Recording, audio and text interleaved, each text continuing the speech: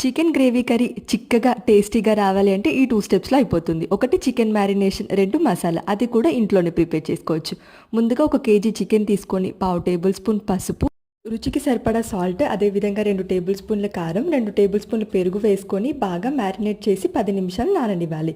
ఈలోపు మసాలా కోసం ప్యాన్‌లో 1 టేబుల్ స్పూన్ ధనియాలు, 3 ఇలాచీ, 3 బిర్యానీ ఆకు, రాతి పువ్వు, హాఫ్ టేబుల్ స్పూన్ మిరియాలు, హాఫ్ టేబుల్ స్పూన్ జీలకర్ర, లవంగాలు, బాదం, 5, 6 ఎండుమిర్చి వేసి డ్రై రోస్ట్ చేసుకొని మిక్సీ జార్‌లోకి ట్రాన్స్‌ఫర్ చేసుకోవాలి. ఇందులోనే 2 టేబుల్ స్పూన్స్ ఎండు కొబ్బరి పొడి వేసి ఫైన్ పౌడర్‌గా గ్రైండ్ చేసుకోవాలి. పాన్‌లో ఒక 3 టేబుల్ స్పూన్స్ ఆయిల్ వేసుకొని సన్నగా కట్ చేసుకున్న ఉల్లిపాయలు, అదేవిధంగా 2 టేబుల్ స్పూన్ అల్లం వెల్లుల్లి పేస్ట్ వేసి కరివేపాకు వేసి ఫ్రై చేసుకోవాలి. ఇందులోనే మ్యారినేట్ చేసిన చికెన్ వేసి వాటర్ పోయకుండా క్యాప్ పెట్టేసి ఇందులో వచ్చే వాటర్‌తోనే సాఫ్ట్‌గా ఉడికించుకోవాలి. ముందుగా గ్రైండ్ చేసిన మసాలా పౌడర్ వేసి ఫ్రై చేసుకున్న తర్వాత క్యాప్ పెట్టేసి హాట్ వాటర్, 1 గ్లాస్ వాటర్ పోసి దగ్గరగా ఉడికించుకోవాలి. ఫైనల్‌గా కొత్తిమీర వేస్తే టేస్టీ చికెన్ కర్రీ రెడీ.